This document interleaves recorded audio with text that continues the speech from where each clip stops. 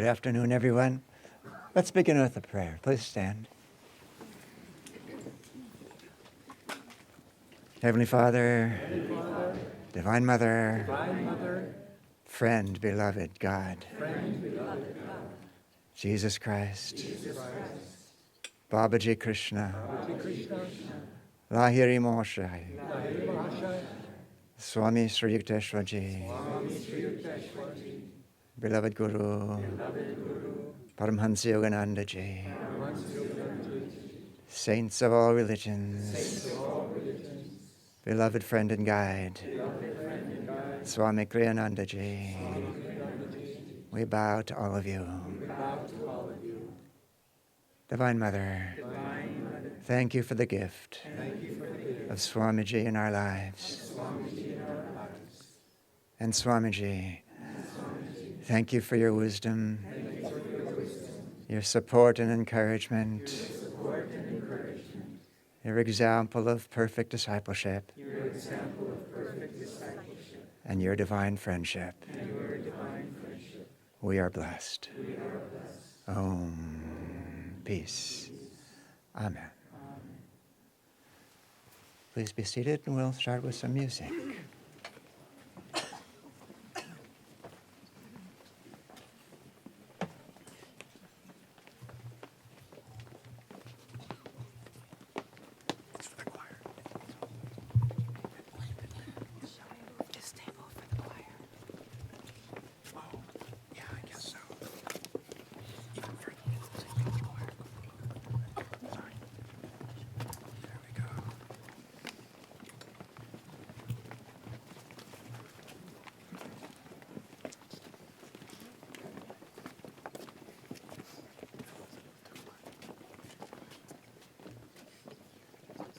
Oh, yes.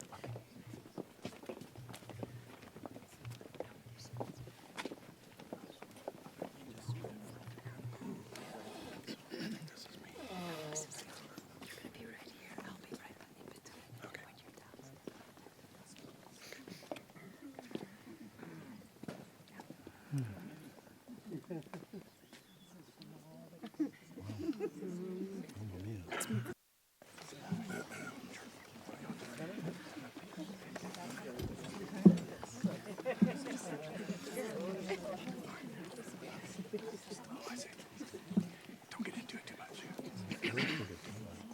Far left on grinder.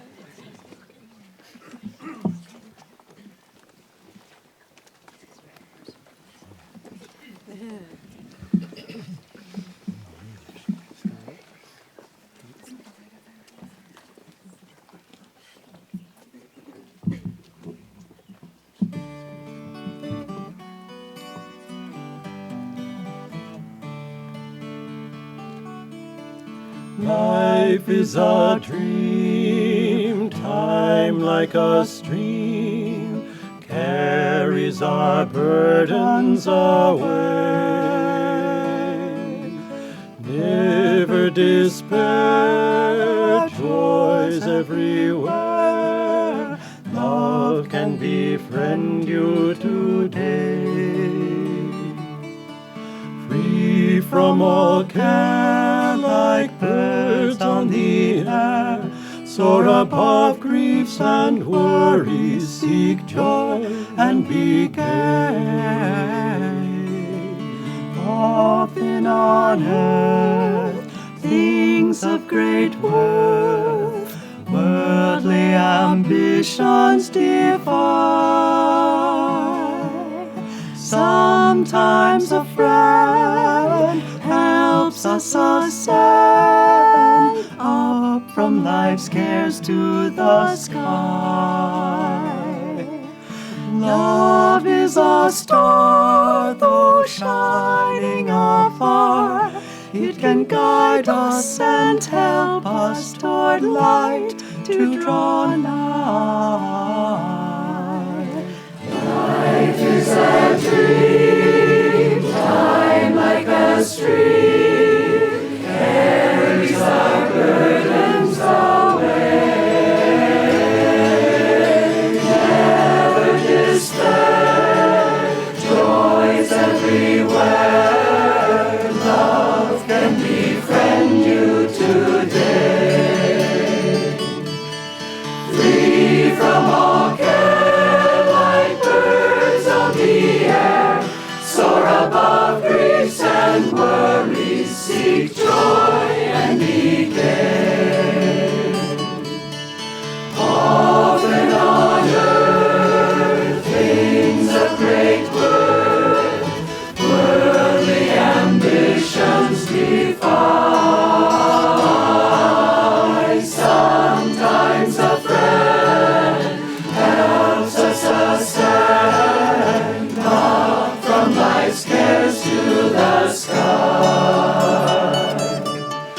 Love is a star, though shining afar. It can guide us and help us toward light to draw nigh. Love is a star, though shining afar.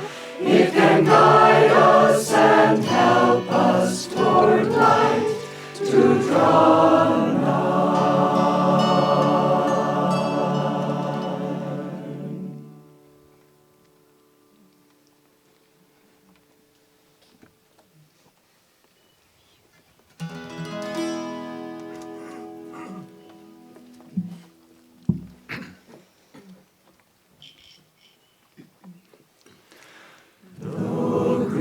Summer fade and winter draw near.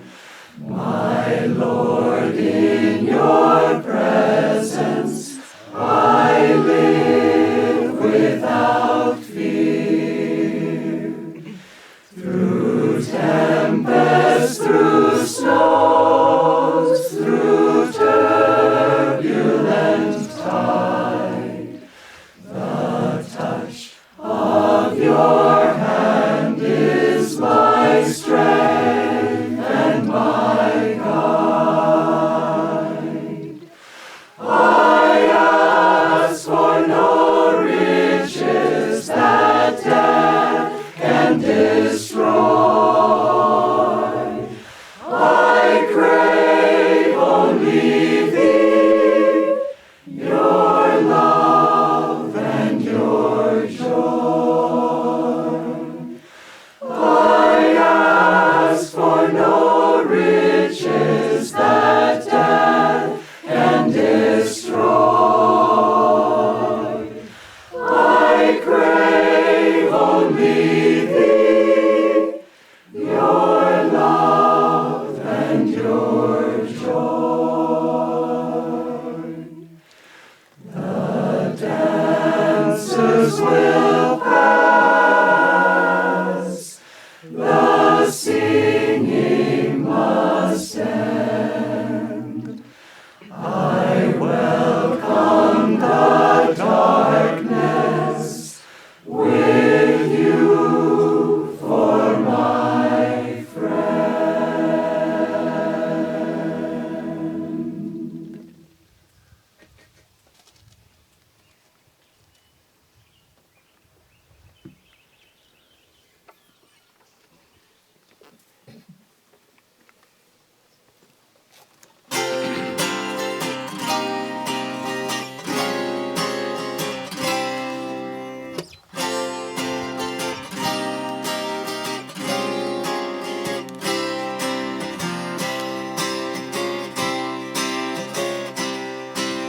Some men call it progress, down with those who doubt.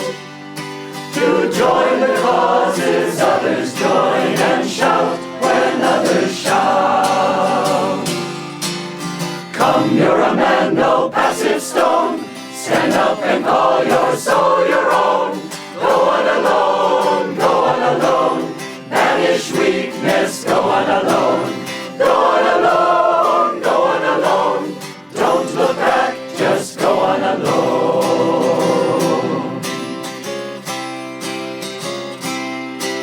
Some men lack the daring ever to be free. They shun the heights and crowd the depths and court security. Come, you're a man, no passive stone. Stand up and call your soul your own. Go on alone, go on alone. Vanish weakness, go on alone. Go on alone, go on alone.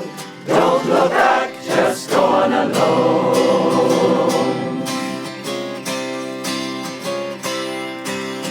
Cowards see but pride in singularity. Oh, never mind if men are wrong, so long as they agree. Come, you're a man, no passive stone. Stand up and call your soul your own. Go on alone, go on alone. Banish weakness, go on alone. Go on alone, go on alone. Don't look back, just go on alone.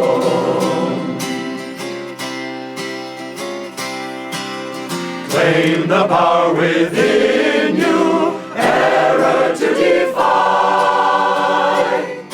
The world may change or disappear, but truth can never die.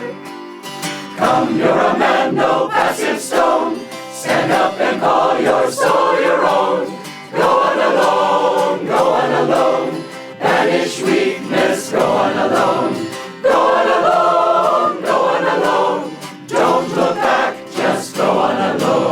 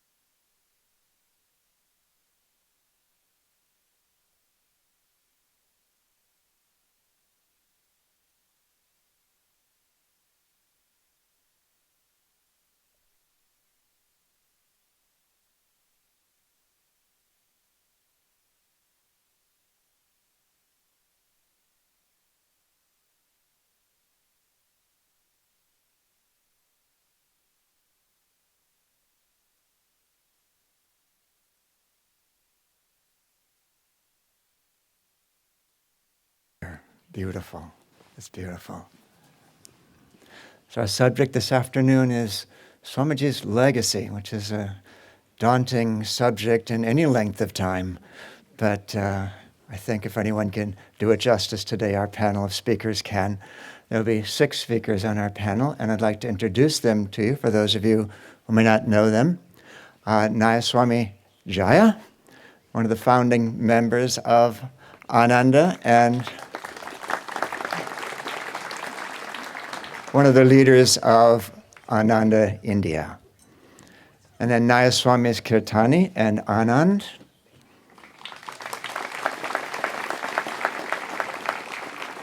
Are the leaders of Ananda Center in Assisi, Italy, and Europe generally. And then Shurjo and Narayani.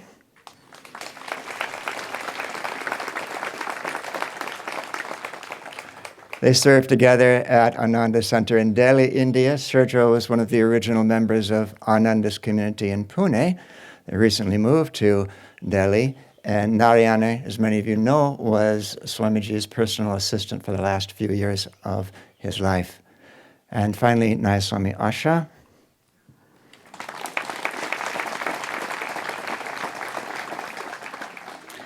Also one of the earliest members of Ananda, and along with her husband, Nayaswami David, she leads Ananda Center in Palo Alto, California. So I turn it over to you, Jaya. Thank you.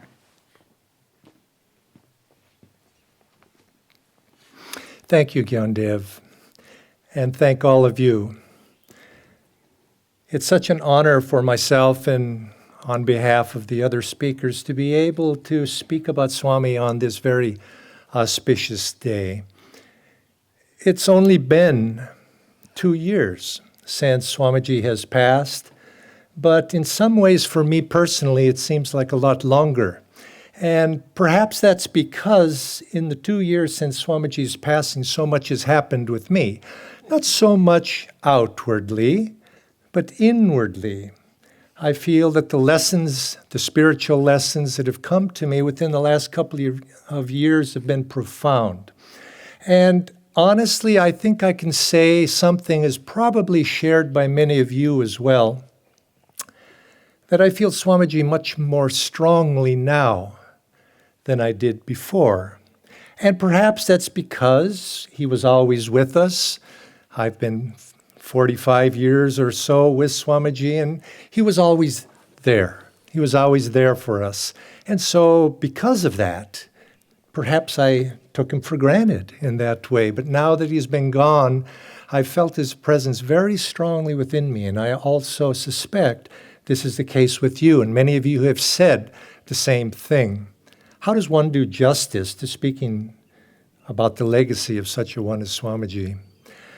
I remember Swamiji saying many times, and you've heard him say this also before, that the life of Paramahansa Yogananda, as great as it was, and as recognized as a great saint as he was, during his time on earth in the first half of the 20th century, is looked at very differently than it will probably be looked upon 2, 3, 4 centuries in the future. When people look back, people will see him in a very different way. And I think the same thing will be with Swamiji. Yes, he was a great saint, and or our master was a great saint, recognized as such.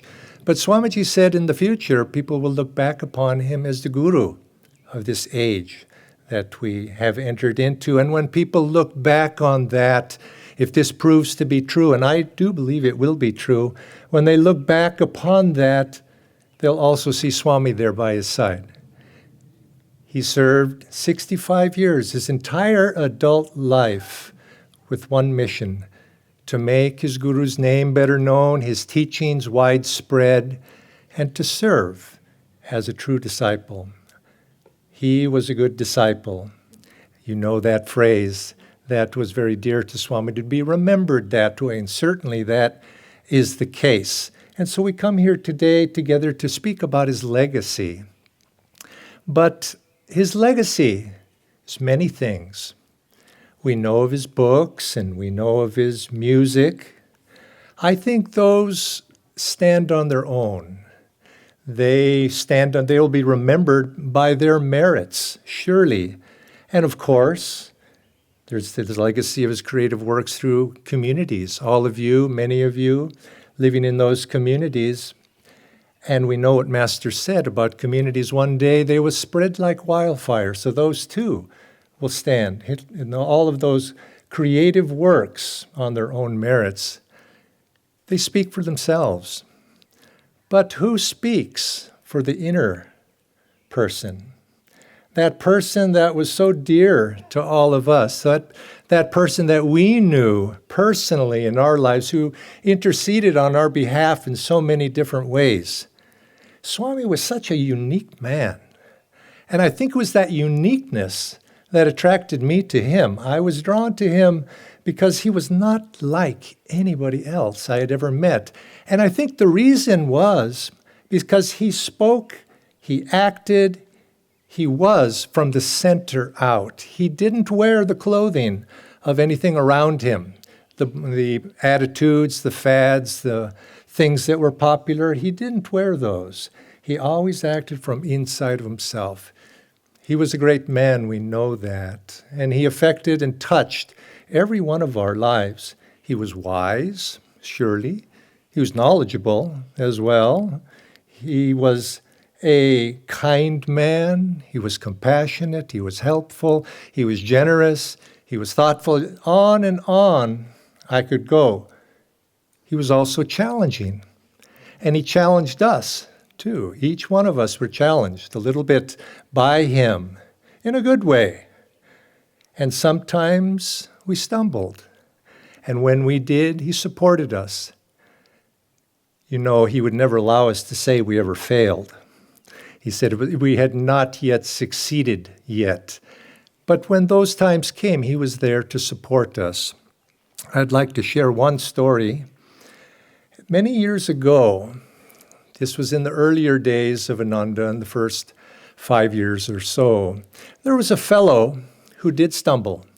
He made many mistakes. He made in his behavior, his life. And he, unfortunately, because his mistakes were such and very public, they were criticized quite heavily by people in the community. And the man ultimately left. And it was perhaps because of that criticism as well. And at that time, I had to meet with Swamiji for it was some other affair that was going on, and I had to meet with him and discuss. And as we begin our meeting, Swamiji looked at me. The first thing he says, "Tell me, what do you think about this situation with so-and-so?" And I hesitated because I didn't know quite how to answer. I wanted to please Swamiji, you see, and I wanted to say the right thing. But yet I thought, what is the right thing? And so I said, well, I'll just say what I feel. And I says, well, Swamiji, this so-and-so, obviously he made some bad mistakes. But what troubles me is not so much that, but the fact that he's been so heavily criticized by our members. And Swamiji paused, and I could see he liked that response. And he said, if your friends, you cannot rely upon them in the times of your troubles, when can you count upon them? And I've always remembered that. He was a true and loyal friend. They're always to support us, to support one another, to be able to see us through our hardships and through our trials. And when he himself had difficulties, he turned to Master, and Master, he felt that support from Master. But there was a time he didn't feel that support. As you know, in his early life, he was turned out of SRF, and it was a very dark period in his life. He felt that Master had abandoned him, withdrawn that support. And of course it wasn't true, but Swami knew intellectually it wasn't true, but yet his heart was grieving.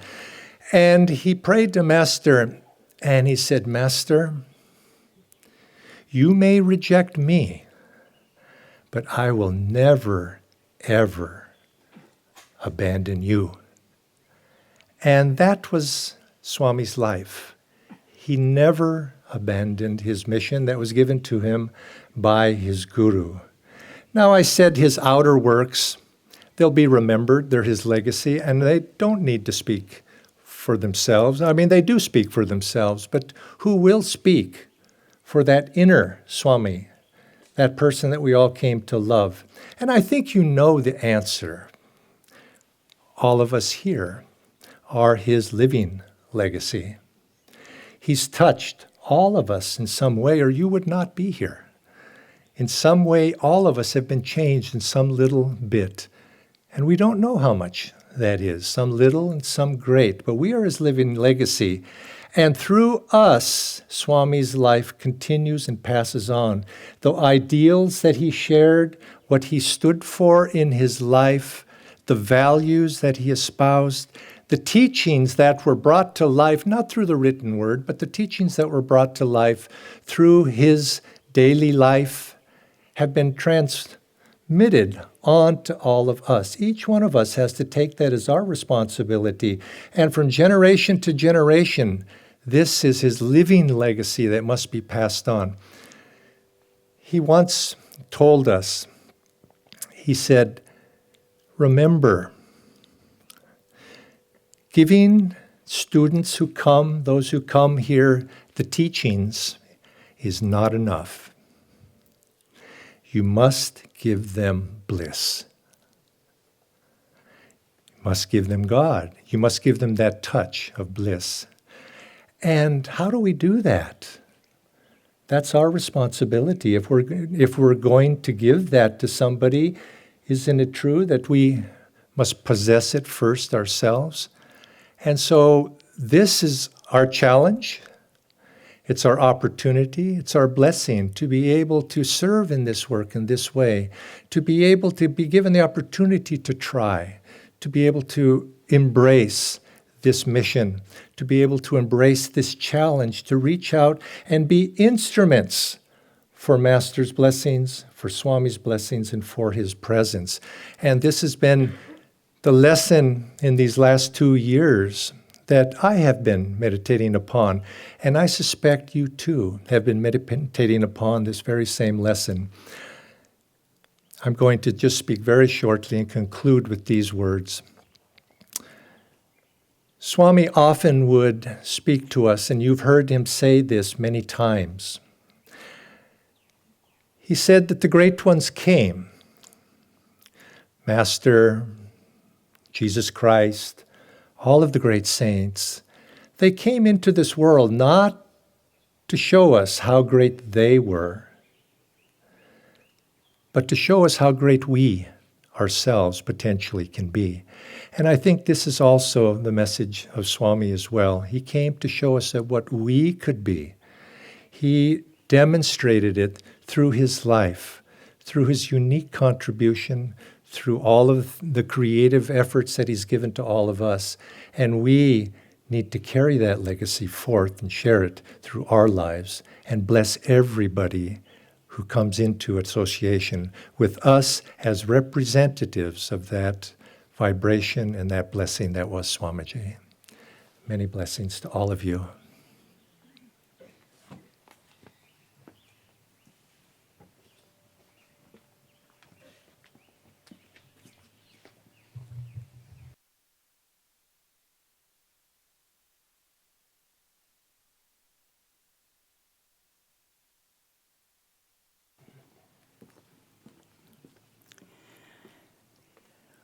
When we speak about Swamiji, there are certain phrases that can tend to repeat themselves.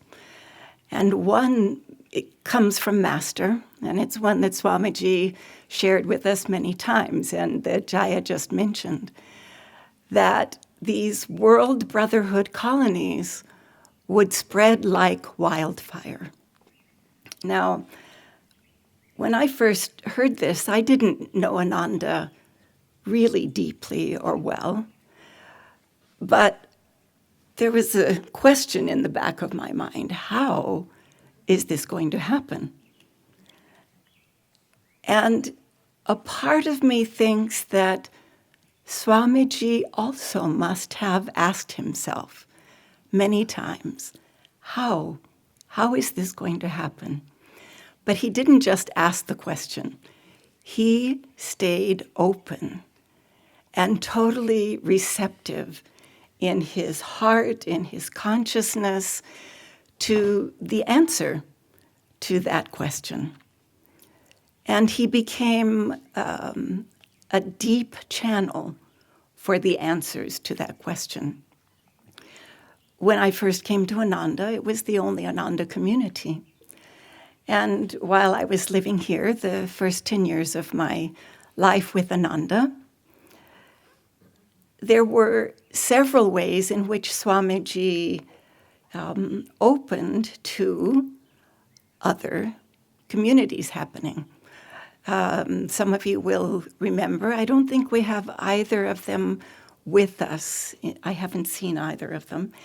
When Swamiji first began to consider that he would send someone else out to Sacramento to be a focal point for teaching and expanding the work there.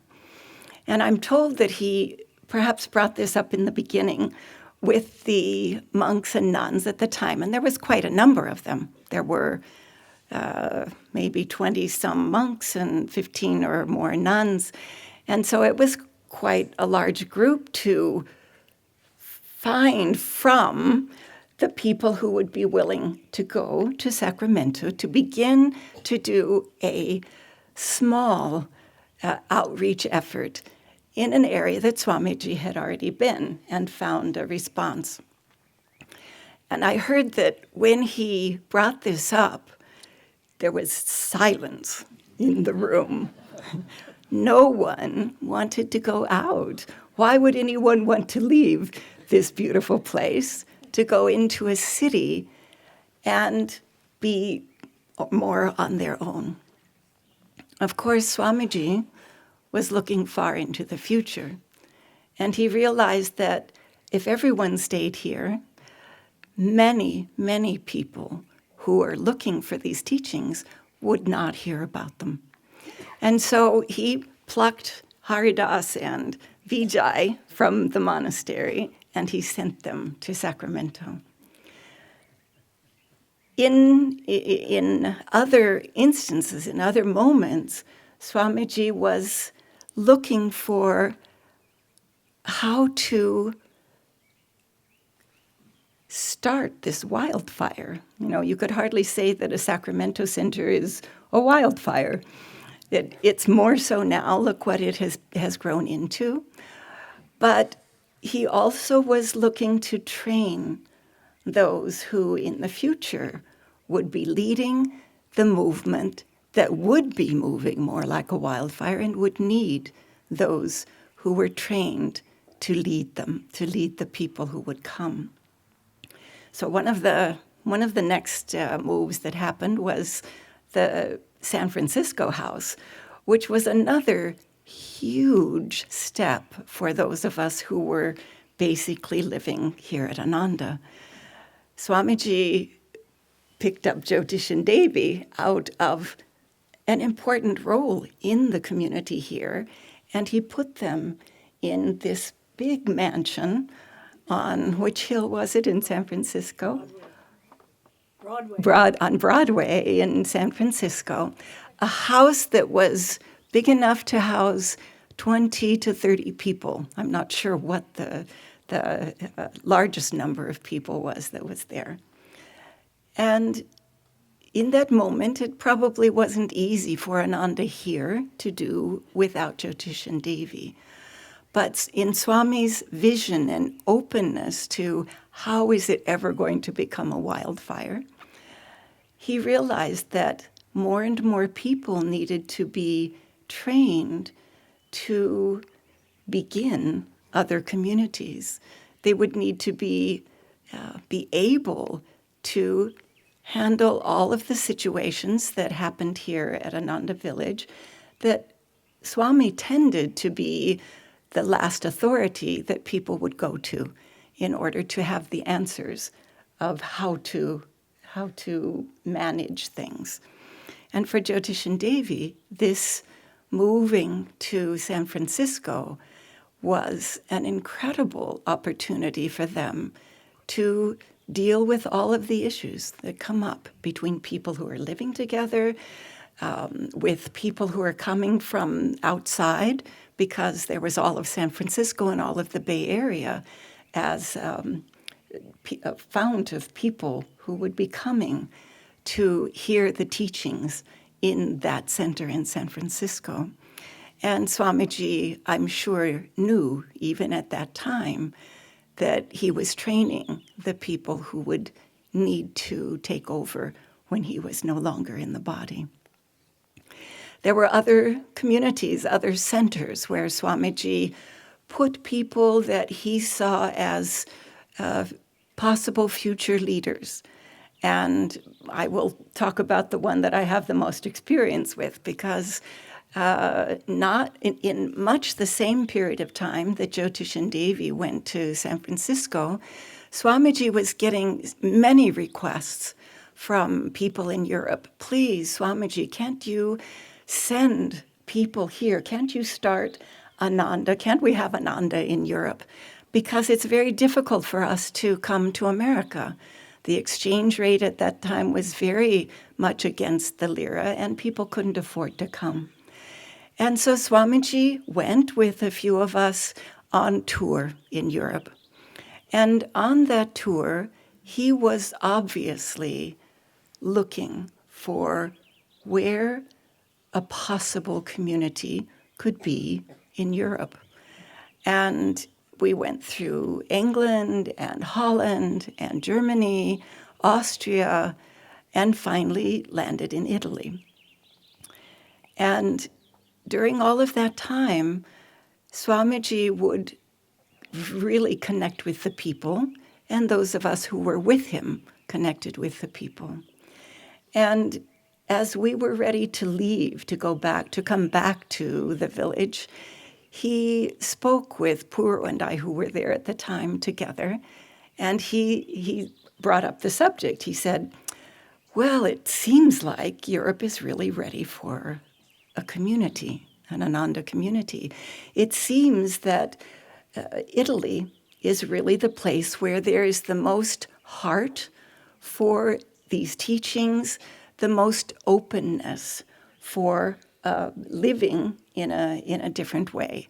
I wonder who we could send. And again, there was a great silence. And it's, I don't remember, but it's likely we brought up a few names.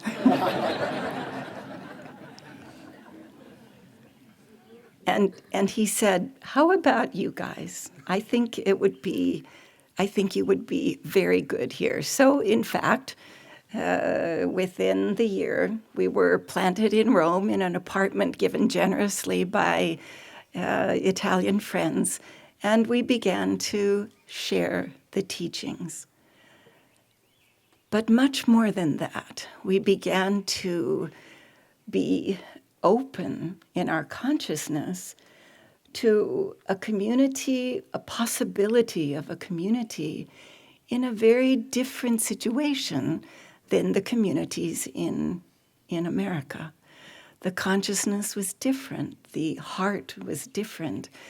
The politics were different. The bureaucracy was different. Everything was different about having to begin an Ananda community in Europe, except the real basics, which are the teachings that we have to offer and the love of Master and Swamiji that we had to share. We were only there a year and came back here.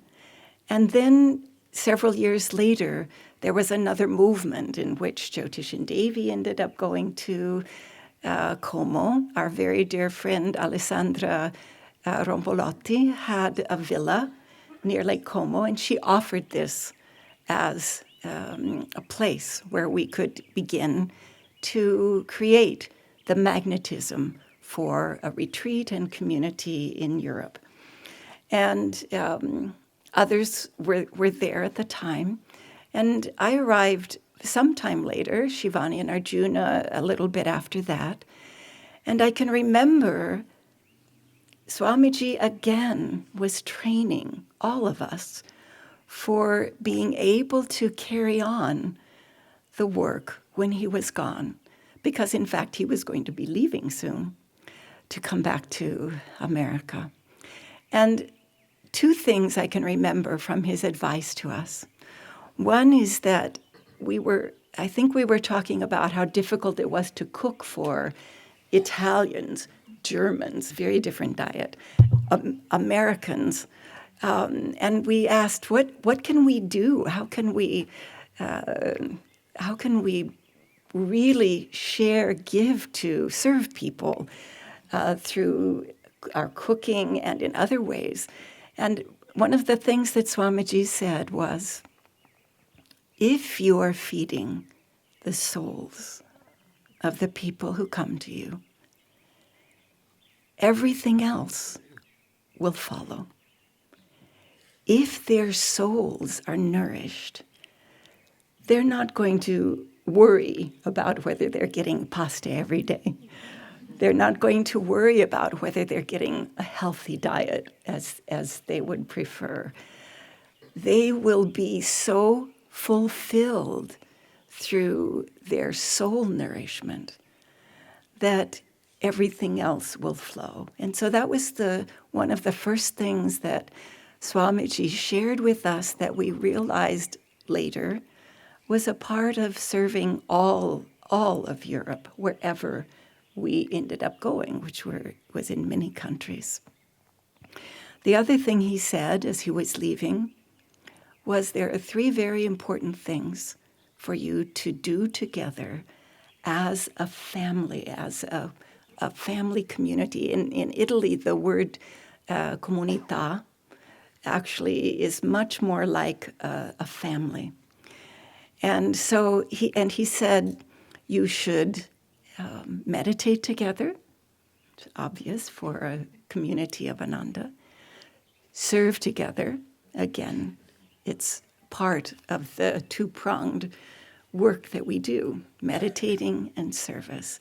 And the third thing he said was a very interesting one, and one that we didn't always remember because we get very busy with our work. He said, have fun together. And all 3 of these things have been a key for opening ourselves to how we can be channels for this work of community that is supposed to be spreading like wildfire. So I want to get to the point that to me is a part of Swamiji's greatness.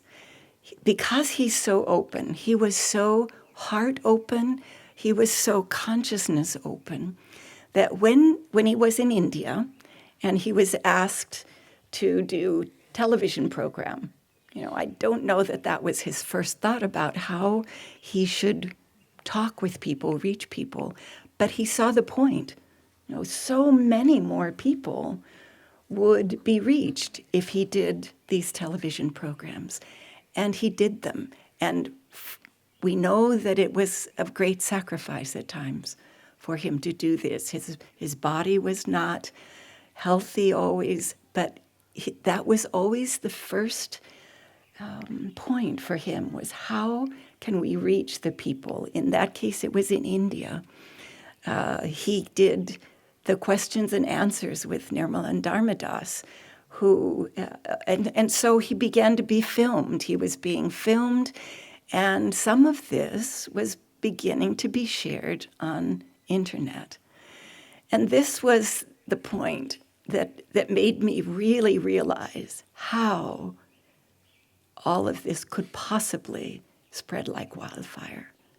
Because we all know how many people the internet today reaches. I think I heard when Swamiji first was asked, can we do a page on the internet for you? Can we put you on Facebook? Can we do? He was not eager because he may have thought of it as he himself did not want to become known. But in the same way that I responded when asked about doing Facebook, and I had no desire to do such a thing, I was told, but this is how people will come to know Ananda Assisi. And I said, oh, well, yes. And that's what Swami did.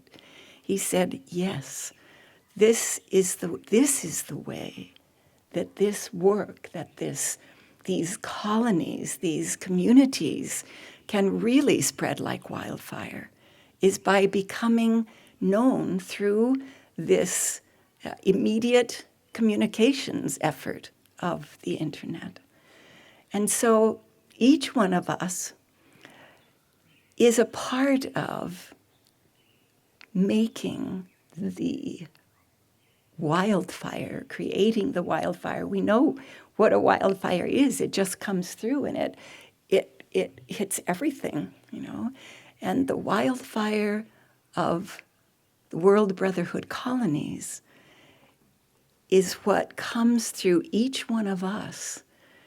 As Jaya has said, as it was said this morning, each one of us being a channel for community, for whether it's the community of one of us individually as the channel for this work, whether it's the community of our family, our individual family, our nuclear family, our family of Ananda that we are sharing, whether it's our meditation group or our colony, or whether it's the World Brotherhood colony that is every single individual who is Master's disciple, who is a Kriyaban.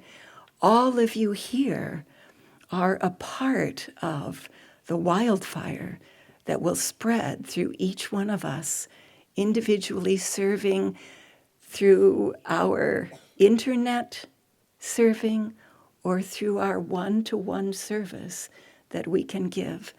I think what the message of who Swami is that I'm trying to make with this is that he would never say no. That if there was any opportunity with which he could reach people, with which he could share Master's teaching, if there was any opportunity through which he could touch the lives of one person or tens of thousands of people, he would say yes to that opportunity. And I think that is a message for each one of us. We all have opportunities that come to us to be able to serve, to be able to share, to be able to give what Swamiji has given to each one of us. And I would say, try to always say yes, and let that be your opportunity for growth, for sharing, and for honoring Swamiji through saying yes.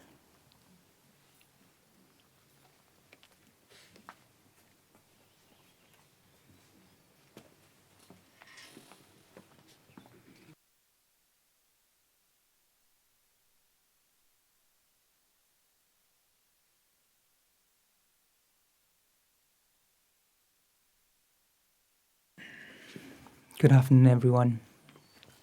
As Jayaji said, I too feel very deeply honored to be here in front of you today, but I also feel a little bit terrified.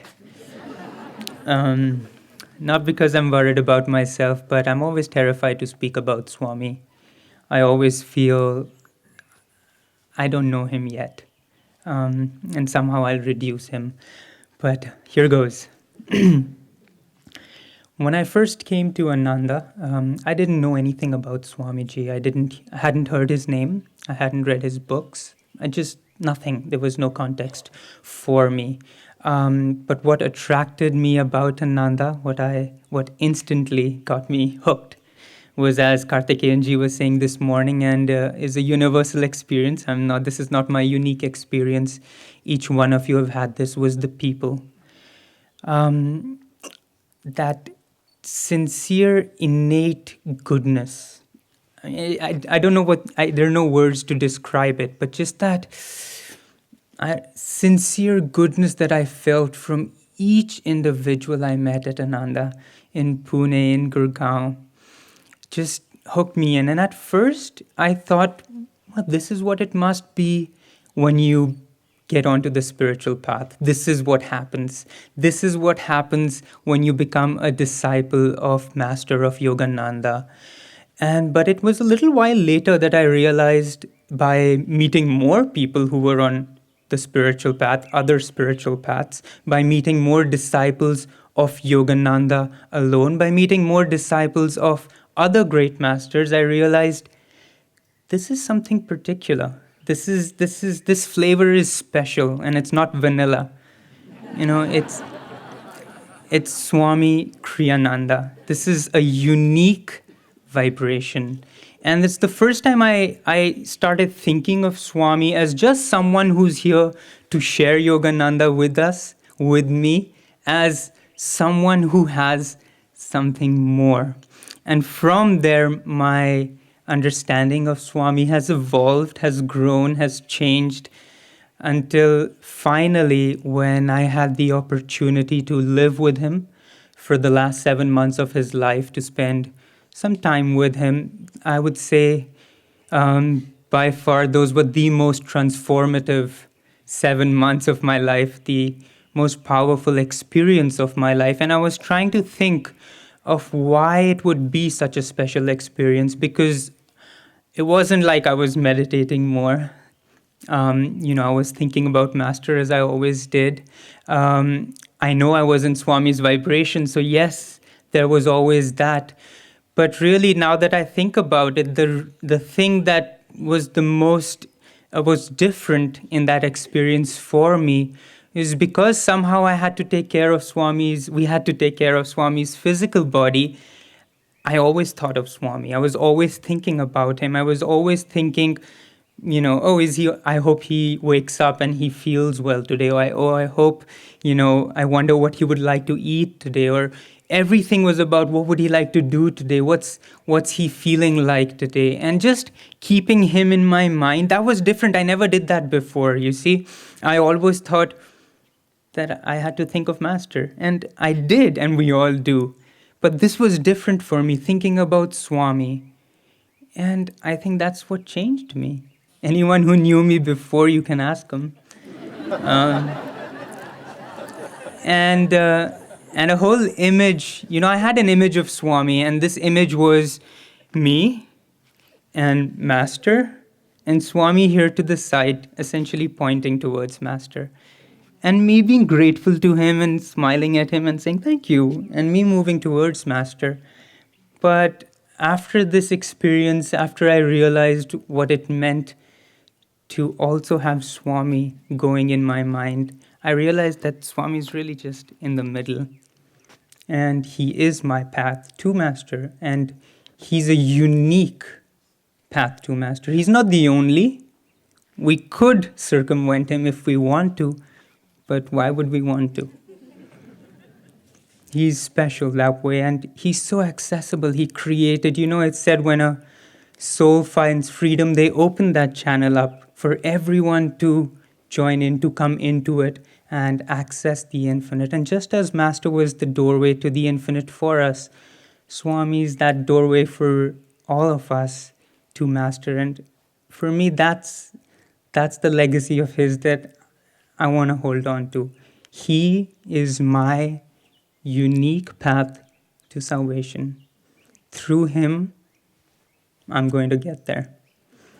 That's how I will remember Swami Kriyananda. But that's not enough.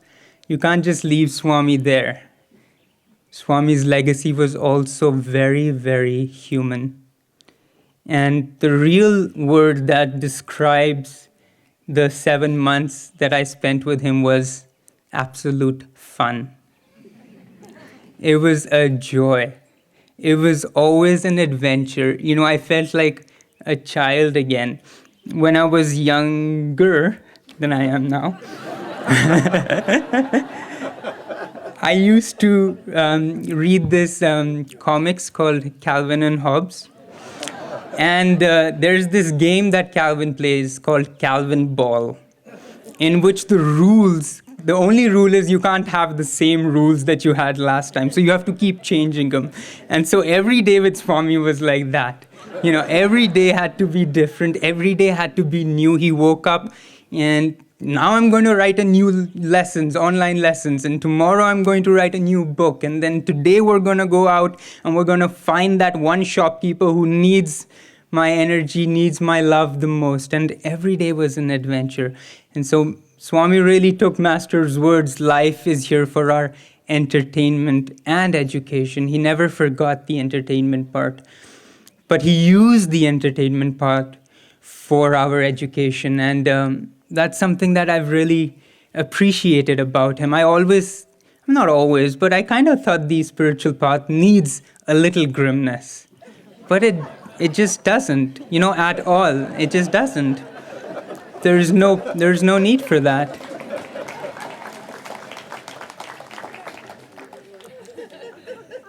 And, just 2 little episodes that stand out in my mind of that little time with him that, add to the vast legacy, the vast qualities that Swami expressed.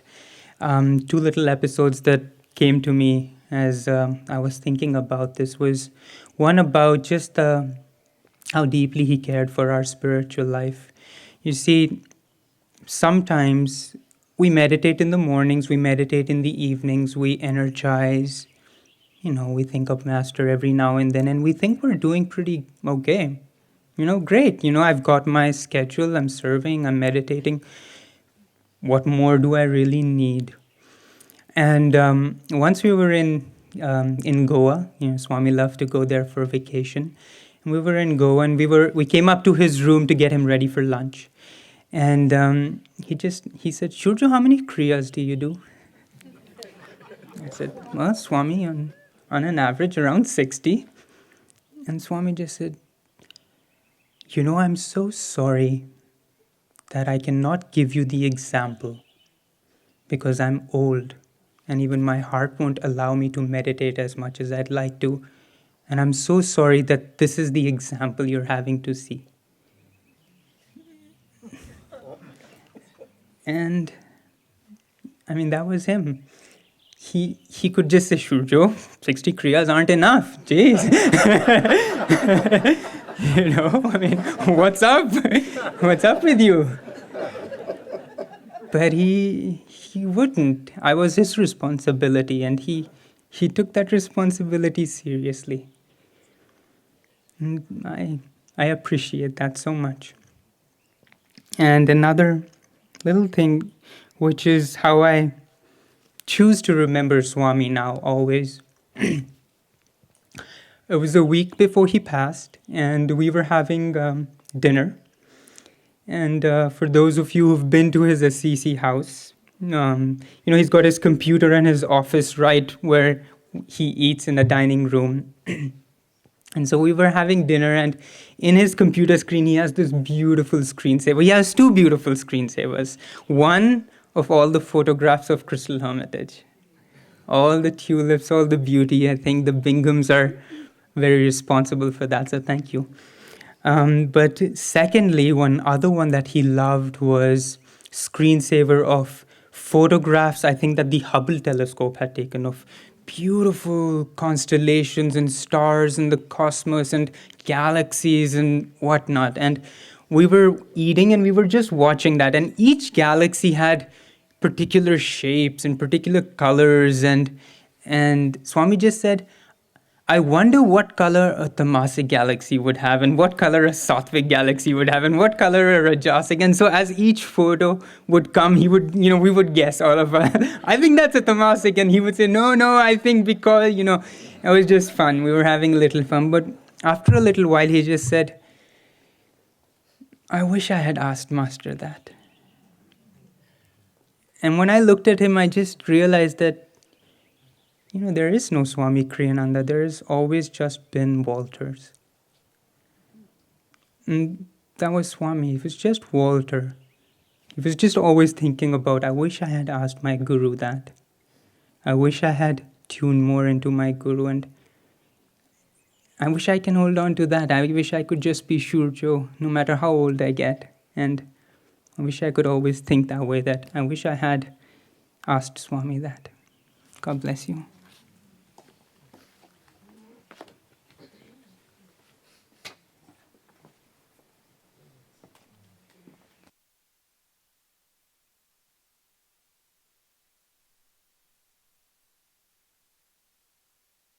It's always so difficult for me to speak after Shurjo's talks because they are so great, and thank you. You speak about Swami beautifully. For many of us who came very late in Swami Kriyananda's life, we didn't have that much time to learn from our own mistakes by doing things, having a mistake and having Swamiji corrected us in one way or another.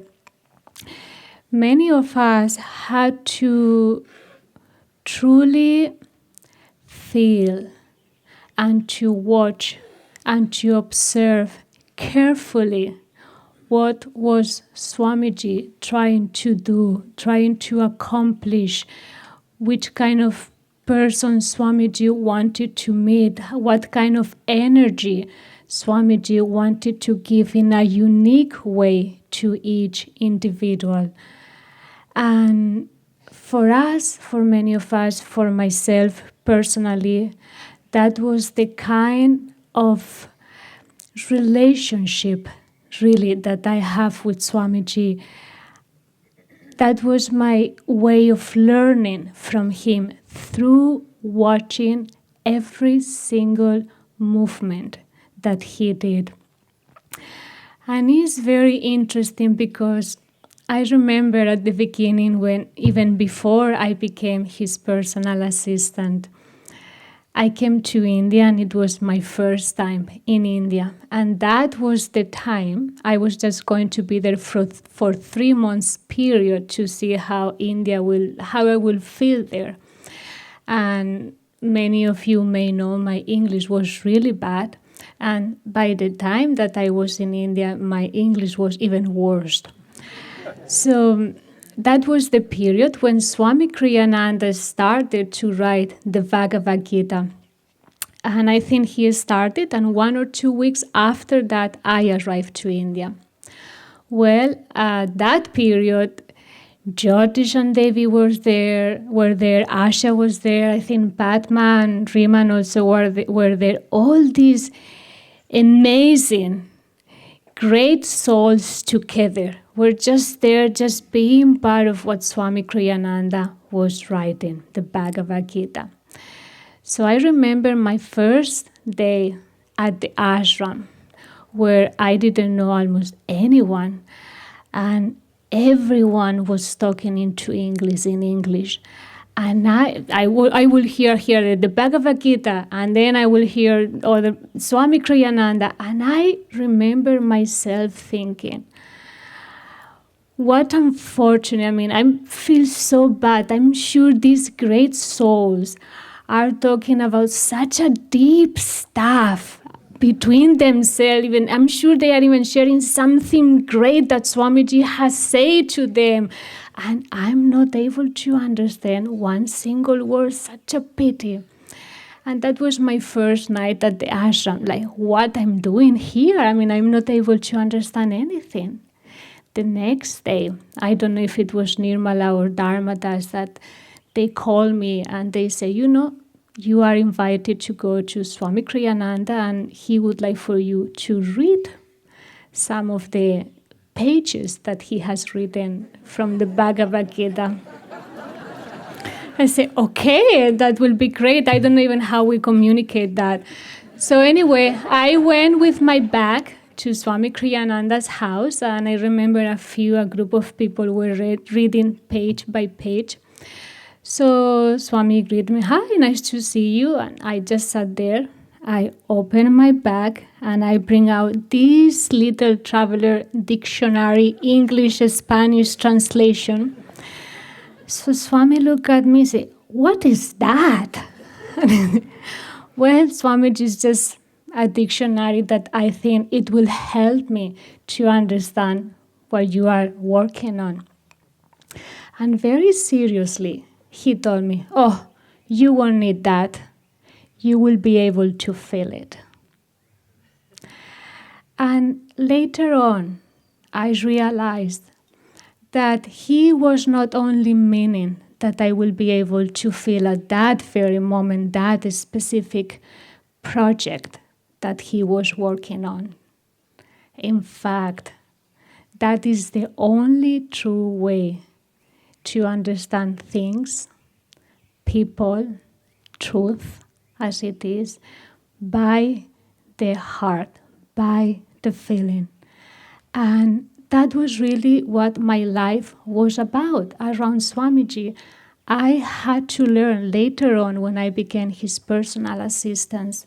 I had to learn how to feel his consciousness, his energy.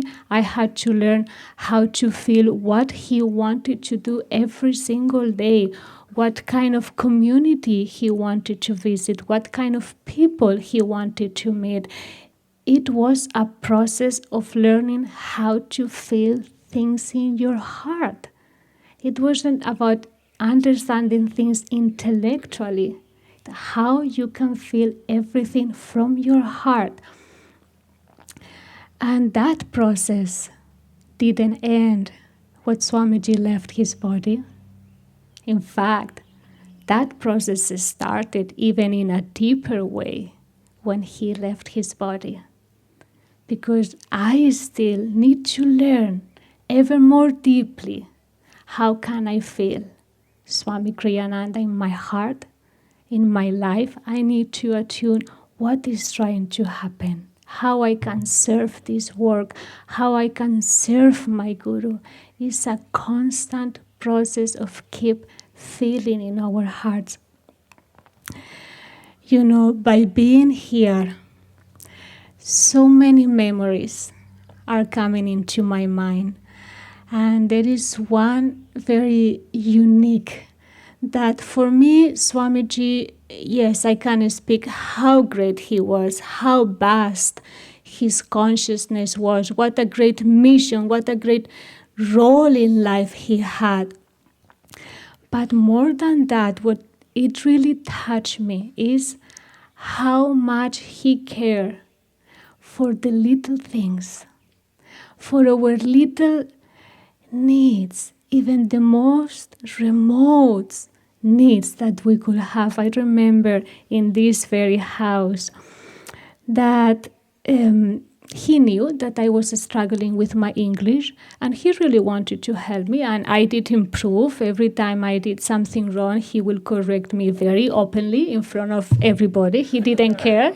So I was very grateful for that. But one of the evenings, I don't know what happened. I wrote him an email, someone wrote me, so I had to explain a little bit, what was all about. So the moment I pressed send, like 2 minutes after, I was in his room next to bedroom, I hear, Narayani! So I just went there and said, yes, Swamiji, could you just sit for a moment? So I sat and said, listen, you have improved so much. In your English, you are speaking much better, but your written English is so bad. You seriously need help. I said, I think it was 11:30 at night. I said, okay, Swamiji, I will be happy to learn as much as I can. And he said, let's do something. Every night, before you go into bed, just write me an email. Doesn't need to be long, 2-3 lines. Just tell me a story. You can even invent the story that you want. So you write me a story, send to me. I will correct it for you, and I will resend you that email so you will see what your mistakes are.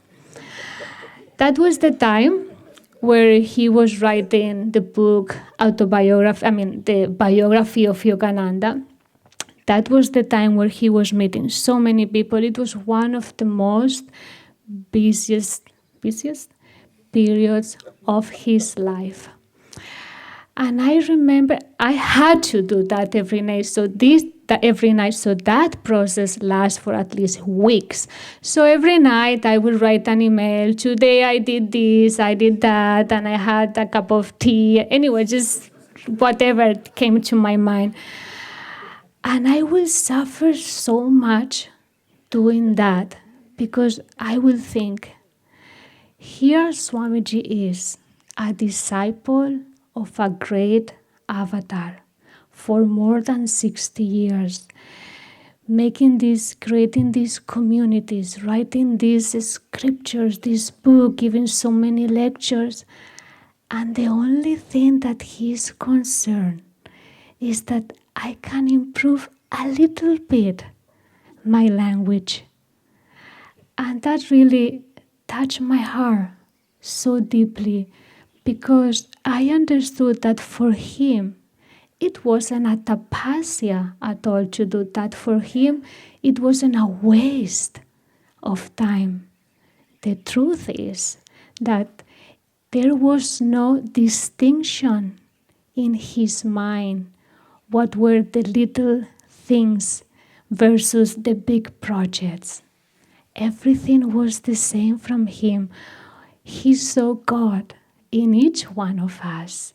And in helping us, he was serving God through us. So there was no divine mission versus divine mission. Everything was the same for him. And for me, that was the biggest greatness that I saw in him. His humanity, his way of taking care of us in such a unique way. That is his true greatness. Things that he will never share, things, and this is just a little chapter of his life, a little thing that he did for me, but how many of thousands of those little things he did for each one of you. We could even write a book in how many small ways he really touched our hearts. And I know that many of you may think, well, I mean, you were so lucky because you were with him and you were able to spend that time. I wish I could meet Swami Kriyananda. I wish I could be with him. But I could tell you exactly what he told to me that day when I brought out my little dictionary. You don't need that. You will be able to feel him. Just try to open your heart. You won't need Swami Kriyananda's physical form. You won't need Swami Kriyananda's. You will be able to feel him. So open your heart, be receptive, and just God will do the rest. Thank you so much. It's just such a joy to be here. And I'm just going to end. I feel also so grateful for Miriam, Lakshman, and Leela, because even for all of us was a very difficult period in our lives at the very end. And many of you who know the four of us, we were very peculiar in our own things. But our love for God, our deepest love for God, all of us, Leela, Miriam, Lakshman, and myself, and later on, of course, Chaitara, but at the beginning, the four of us, that was the main thing that united us. And all of us, is the main thing is uniting us in His name. So I wanted to thank them too, because they embraced me after so many years serving Swamiji, and they found themselves just, Swami throw me in their lives. They did a fabulous job, and all of you, it's just such a joy to be here. God bless you.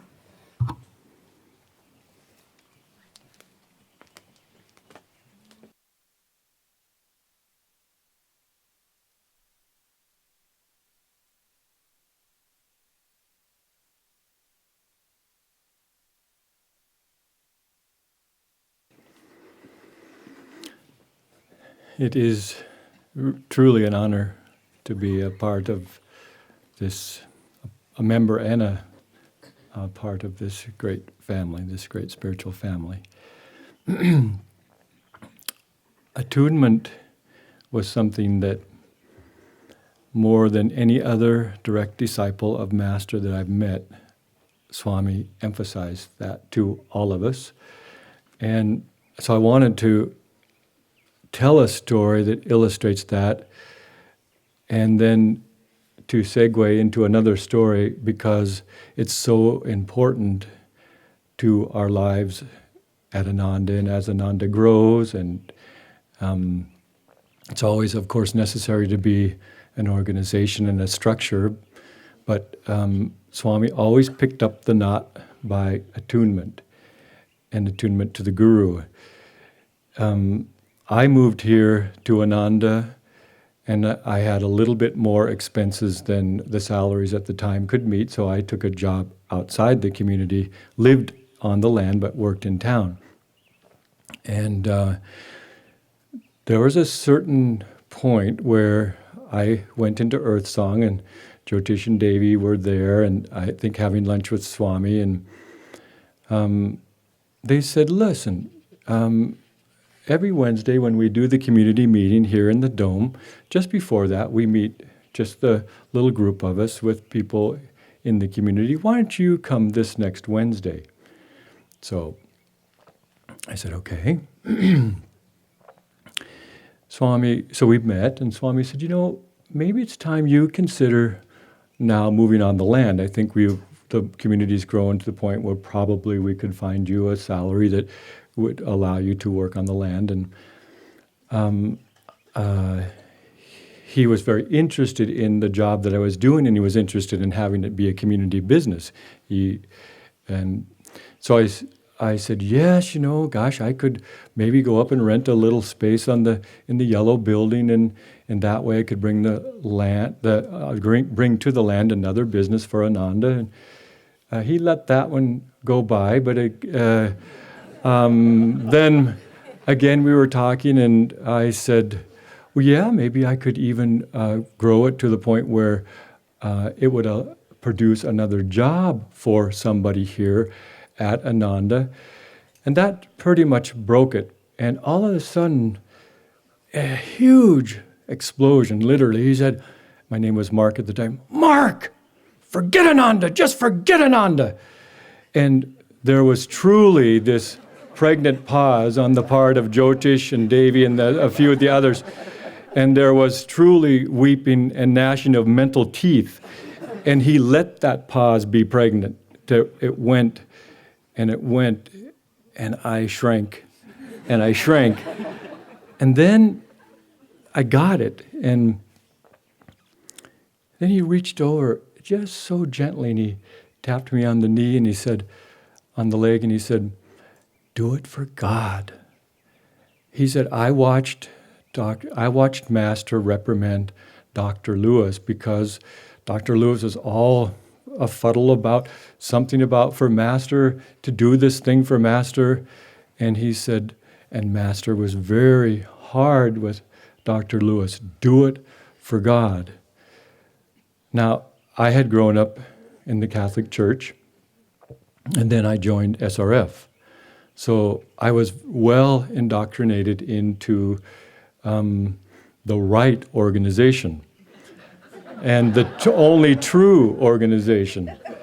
And so Swami saw that, and he saw it as my personal thing to grow. So he took a personal need on my part, because the next part of the story is that we ended our meeting, we went into the dome.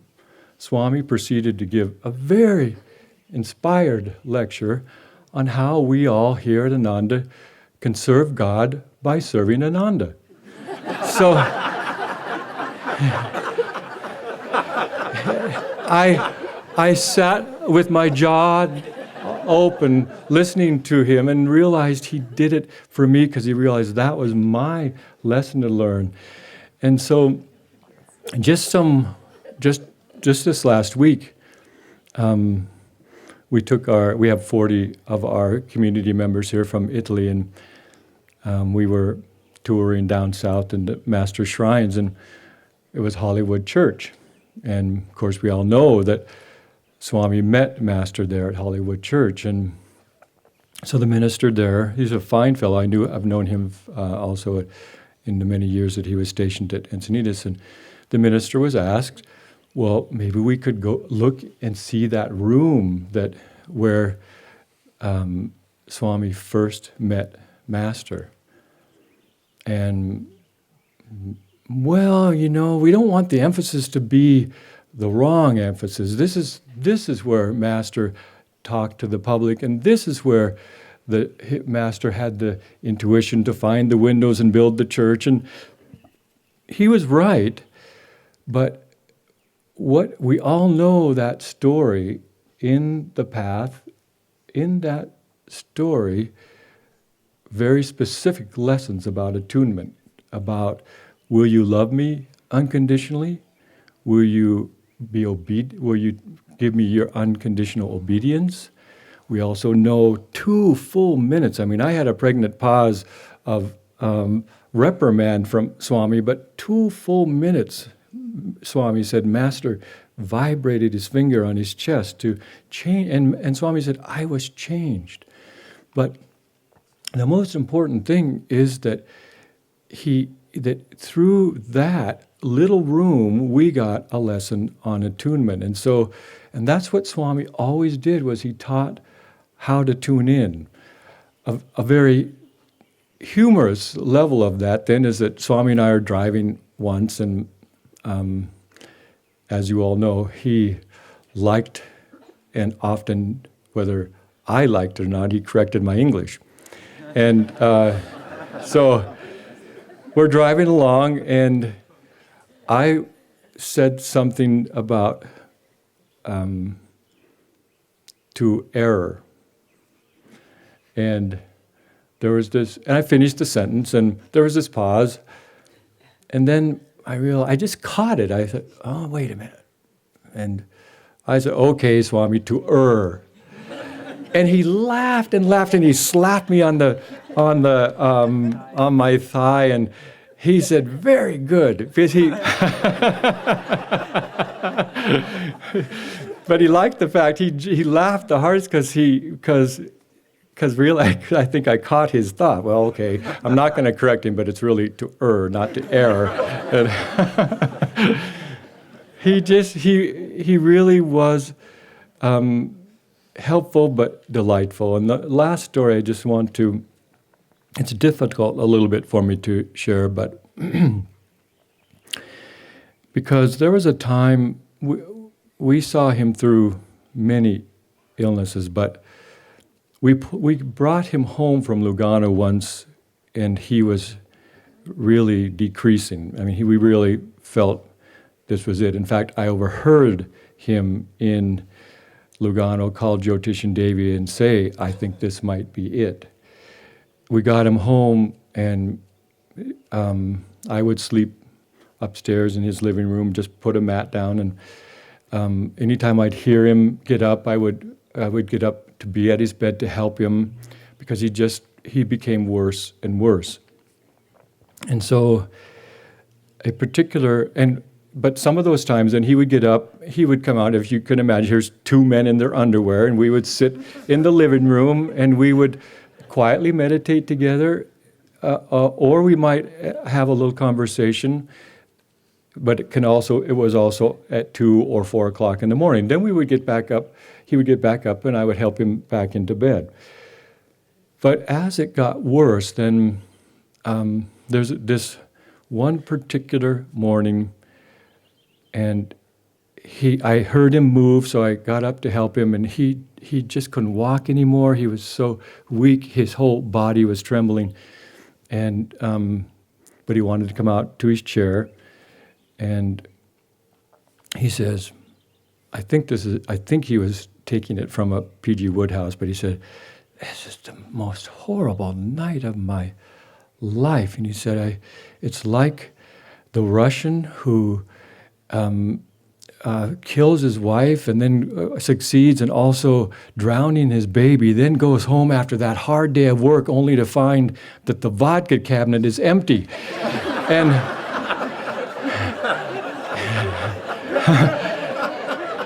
here is Swami.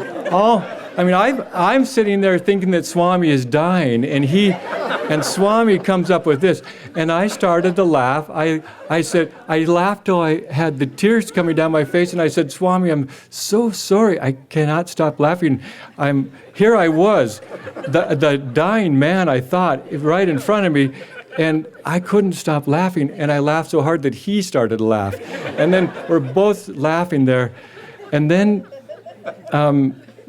so I got him back up after that, and I put him back to bed. That was about 4 o'clock. Another 2 hours at 6 o'clock, he asked me, or I heard him. I went and we brought him out, and he sat down again. And he said, I'm back. And truly, something in those 2 hours changed. And then he said, I'm up now, and you go ahead and take your leave, and Miriam and I think it was still Leela at the time, and they'll be here. And then as I was leaving, he said, "Tell you and Kirtani come over at 10." And we came over, and he said, "Again, I'm back." And he said, "I don't want you now to erase any of my appointments. I don't want you to in any way, I'm back, and I want my appointments back. I want my life back." And something in that time changed. I saw that in Swami's life so many times where I just thought, he's gone, and then you all seen it. Then he would return to America, or he would return to India. He would, and so the last, in that same way, and many of you know the story, but it also segues in that one of those times, and he was so ill when we came in the morning, and I said, "Good morning, Swami," and he said, "Good morning, Anand," but when he looked up, he was sitting at his table. When he looked up, his whole body was trembling, and he said, "Would you fix me a spramuta?" And I said, "Fresh juice." I said, "Certainly, Swami." And he said, and Kirtani sat down, and Kirtani said, "Swami, this is when I've become angry," and that's all that she got out, or maybe angry with. No, don't say it, he said. "This is Divine Mother's body, and she'll do with it what she wants." And that's how he lived. He just let these things come and go, and I can't tell you how many times I thought we were going to see Swami leave, and then he would pass that. So faith was his armor, and he really did live that way. He talked the talk, and he really lived what he believed in, and he believed in it. And it was such an inspiration to me. And so just on a very humorous note, to bring it up just a little bit, they're traveling, and a group of them, and Kirtani's in the back seat. And they had stopped, and they had, Swami was very informal, man. I became a Kriyacharya and an auto grill. And so we're traveling, and they had all shared a little bit of chocolate and things, and Kirtani was in the back seat behind Swami and said, "Swami, would you like a head rub?" And he said, "Certainly." And he laid the chair back a little bit, and Kirtani was back behind, massaging his head. And she said, "Yeah, this is good, Swami. I was sort of wondering what I was going to do with the chocolate that I had on my fingers." And Swami laughed and laughed and laughed and laughed. He really was a man of joy, of bliss, and that's his legacy is attunement, but it's also joy, and it's also bliss.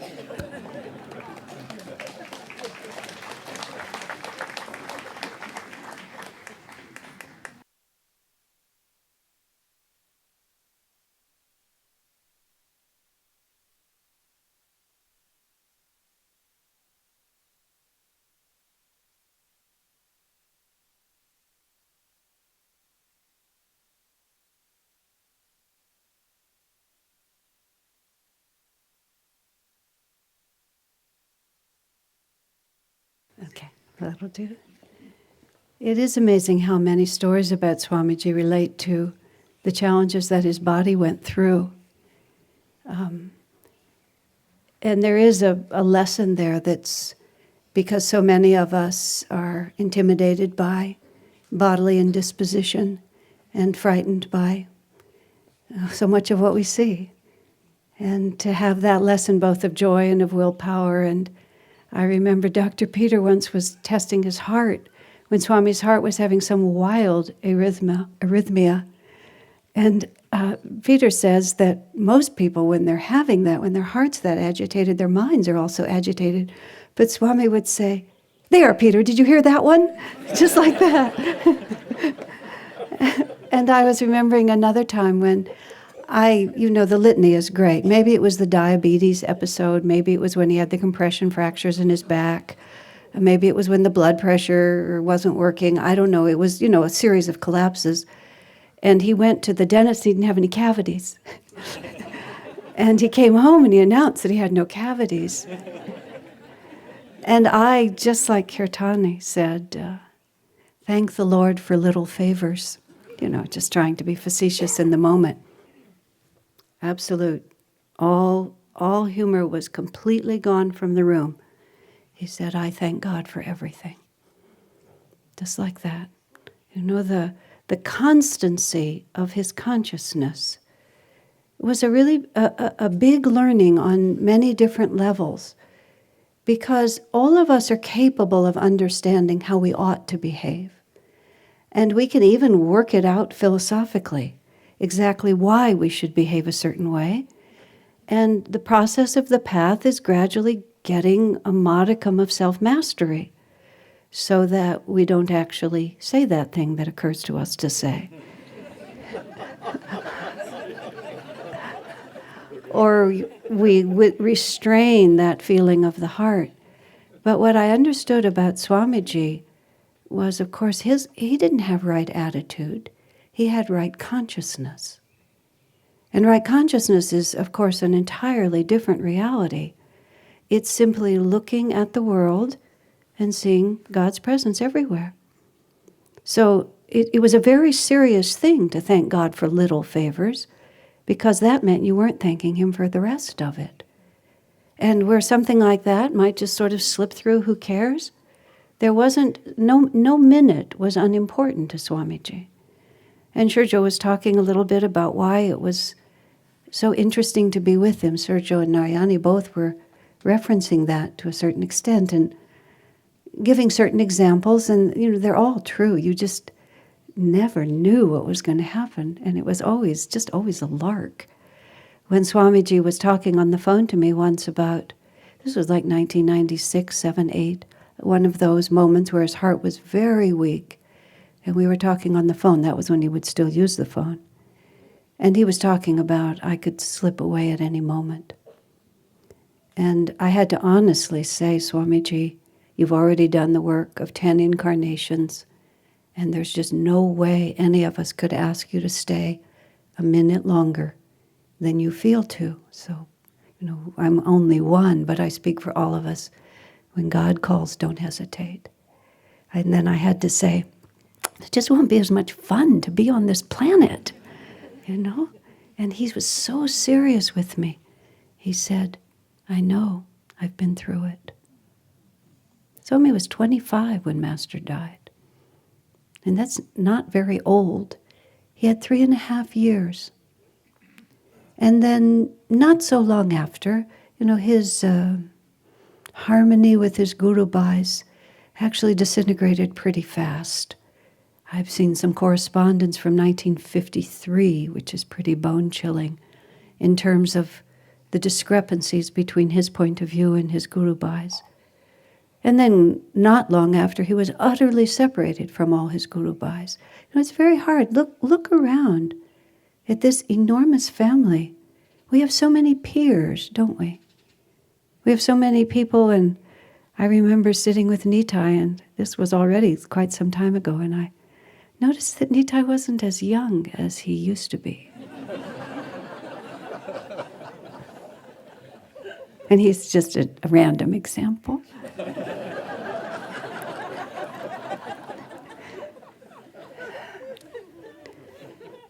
But I remember looking at Nitai and said, Nitai, look at us. We came when we were so young, and we're still here. That's success. We're still here. And we've been able to do it together. And God knows we've needed each other. How could we have ever made it without the mirror and that hand-holding? Because some of the past ain't pretty. Let's just put it like that. I'm always torn between exposing myself and my friends and just letting you think we were born this way.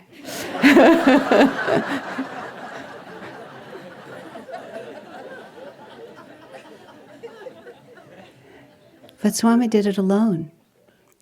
He didn't have one peer. He didn't have one fellow disciple. And every so often somebody would come who had some relationship to those days with Master, even the tiniest relationship. And he would cling to them. Sometimes just beyond all reason as far as we were concerned, unless you could stop for a minute and realize how alone he was. 3.5 years with Master, 25 when Master left. And he never had a peer after that. Except for rare moments, and most of his peers did their best to destroy him. Talk about triumph. But he didn't do it with right attitude. He did it with right consciousness. And when you were with him, you see, he demanded that of you. He didn't demand it of you by demanding it of you. It's that you just wanted to be where he was. I don't mean physically. You just wanted to be where he was. Because, well, it was so much fun in the most divine sense. Because, what is it when you're having fun? I mean, there's other words for it. Freedom is one of it, isn't it? When we're having fun, we've forgotten all the reasons why we shouldn't be having fun. Which is why Swami understood exactly when I said that. Because when you're in the presence of the Master, then nothing matters. And so here we are. So let's go back to ill health, because this was such an interesting story and time. There was a time when Swami was in India.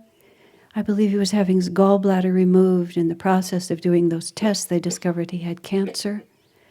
There was, because of the 12-hour time shift from India, there was a great many middle-of-the-night calls and lots of confusion, as it turned out, about did Swami want us to tell people he had cancer? Did Swami not want to tell people he had cancer? Was it? And I was caught because I knew he had cancer. Are we going to be praying for his gallbladder when he really has cancer? And it all sort of happened, and before 7 a.m, I had understood. As it turns out, it was not so clear-cut, but I had understood. He wanted everyone to know he had cancer, and he wanted us to pray for him. So before the rest of America woke up, I had sort of sent that announcement out. I'm a little fast sometimes. Not everything in the past is real pretty. But that happened, and then it was done. But what happened was everybody started praying for Swami rather desperately, because now he didn't just have a gallbladder operation, he had cancer, and we were not ready to lose him. And so there was this, I think we started a 24-hour prayer vigil around the world, and in our temple it was full of people, and they were praying for Swami. And many people afterwards came and told me this. The kinds of things you've heard people say, I won't repeat them all. But for the first time, what they were doing, they were uniting their consciousness with Swami's consciousness. The impetus was to pray for him, but in the effort to pray for him, they were matching their consciousness to his. And many, many people told me that was the beginning of their relationship with Swami. Isn't that fascinating? We just never know. We just never know. But all we have to take care of, really all we have to take care of, and that's all Swami ever took care of, your consciousness. Your attitude will get you to your consciousness. But in the end, it's only your consciousness. And now you see that's what Swami has become. That's all he ever was. But we also had that wonderful person. And I agree with Jaya. It's been 2 years, and it's been about 100 years. It's a very, very, very, it's the weirdest experience of time I've ever had. On one level, when you're with Swami, it's a moment in eternity, and everything changes. And then you look at the calendar and you think, when is he going to come back from wherever he is? And you realize, no, he's not. So you have to go back into that consciousness. But what a legacy. You see, that's the eternal one. Everything else will last a long time. But his consciousness, especially when we unite ours with his, that's eternity. God bless you.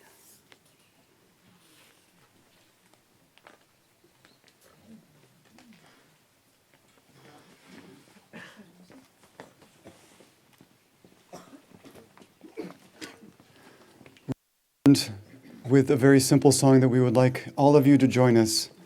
Swamiji has said, if you want to get to know me, listen to my music. And if you want to know his consciousness, sing his music. So we'll invite you to sing with us a very simple but very deep and powerful song. Give me a light to light my way. Truth is the light, so wise men say. And Dambara will lead it off, and then as I join in, feel free to join in with me on the duet.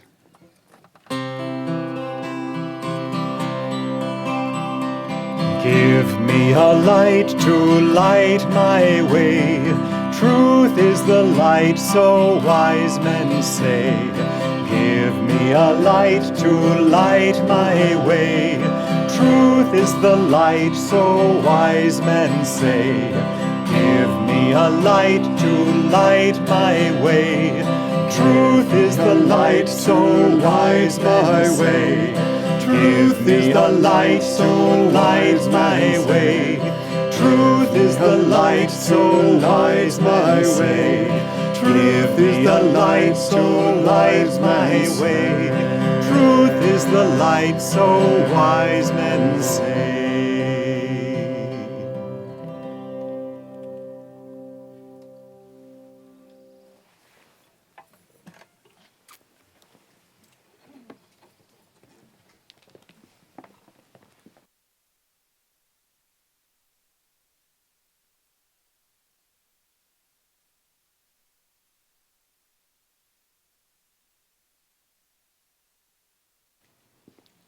Thank you to all of our speakers today. Beautiful.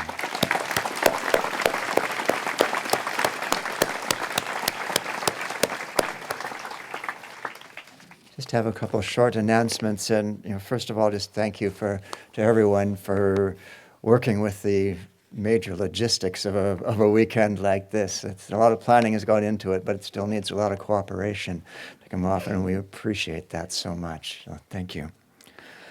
This evening is the Festival for the Joyful Arts performance in the Community Center, which is the big building near Master's Market. The performance will begin on time at 7:45, so please try to arrive at least 15 minutes early.